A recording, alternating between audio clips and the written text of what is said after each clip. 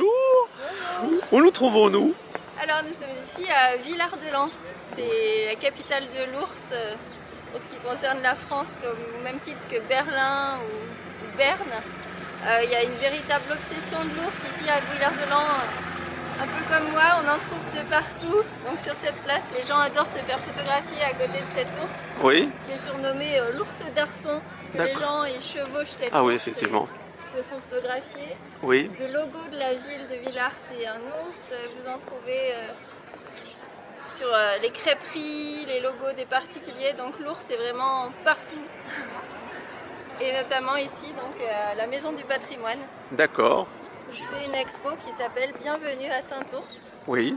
Donc on peut s'avancer si vous voulez. Très bien.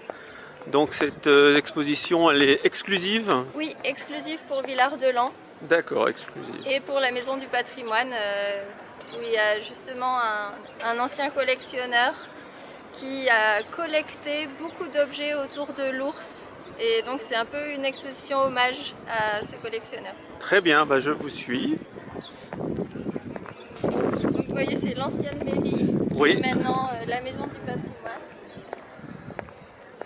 Donc là j'ai rebaptisé pour l'occasion Saint-Ours. Saint-Ours. Oh là mairie. là. Et pourquoi Saint-Ours? Alors lors d'une de mes précédentes expositions, j'ai réalisé un travail de collecte de panneaux de signalétique. Oui. Parce que toutes les expositions étaient consacrées à des panneaux détournés. Et j'ai trouvé un grand panneau qui s'appelle Saint-Ours. Comme habituellement je travaille sur le bestiaire, j'ai eu l'idée d'ajouter une dimension sacrée à cet animal et à faire comme une monographie sur l'ours pour cette exposition. Très bien. Bon, on va rentrer. Nous rentrons à Saint-Ours. Vous voyez, dès l'entrée, vous avez des ours qui vous accueillent. Il est magnifique celui-ci.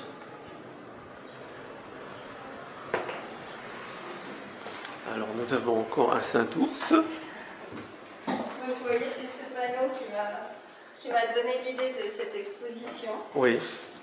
Et ensuite, là, vous rentrez dans le sacré. Dans le sacré. Dans l'exposition.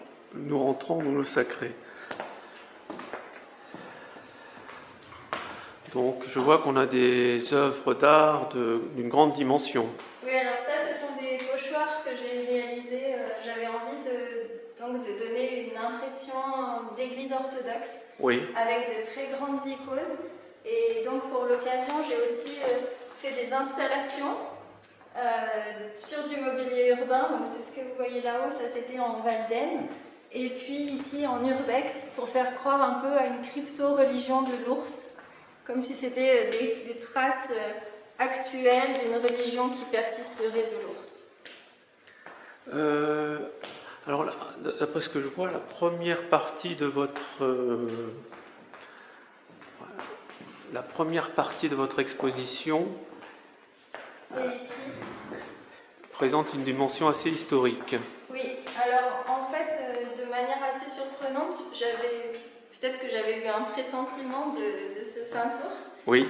Je me suis ensuite documentée sur l'ours avec le plus grand spécialiste de l'ours qui est Michel Pastoureau. D'accord. Qui a écrit donc un ouvrage qui s'appelle L'ours, ce roi déchu. Et ce qui a été absolument troublant, c'est que j'ai découvert qu'il y avait une véritable religion de l'ours qui avait existé. Donc c'était une coïncidence heureuse et un pressentiment qui finalement s'est avéré tout à fait réel.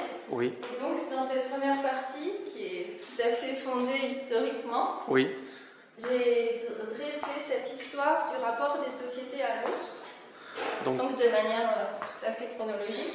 Et dans une description assez particulière. Oui, alors là, Qu'est-ce que c'est ce qu'on appelle un leporello, D'accord. ou livre accordéon, parce que vous pouvez entièrement le replier puis le déplier. Bon là, il est fixe pour l'exposition, mais ça permet un peu de déplier la chaîne du temps. Et donc j'ai réalisé 11 linogravures qui représentent 11 temps historiques et je les ai associées à 11 légendes qui retracent justement cette histoire du rapport de l'ours aux sociétés. C'est une histoire qui est faite de violence puisqu'on avait donc, comme je vous le disais, une véritable vénération de l'ours au Moyen-Âge qui s'est poursuivi dans l'Antiquité et qui se poursuit en Europe du Nord ou dans certaines régions. Oui. Mais ensuite, au Moyen-Âge, l'Église catholique a véritablement voulu éradiquer totalement cette religion païenne en utilisant les grands moyens, c'est-à-dire en menant une campagne d'extermination des ours. Très bien. Et ça a marché, puisque les ours se sont réfugiés dans les zones de montagne. Et parallèlement, il y a aussi la volonté de ridiculiser l'ours dans la culture populaire. Et donc, à travers un livre, notamment, c'est le roman de Renard, qui a été écrit par des clercs, et qui vise à détrôner l'ours et à lui substituer le lion, et à le présenter comme un animal balourd, chargé de tous les vices. Il y a 5 des 7 péchés capitaux qui lui sont associés. Et à partir de là, on rentre vraiment dans une histoire de la maltraitance de l'ours, avec la domestication.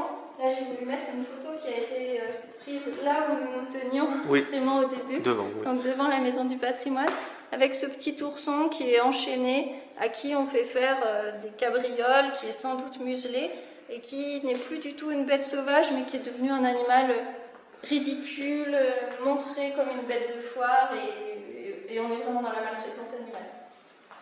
Merci infiniment. Merci.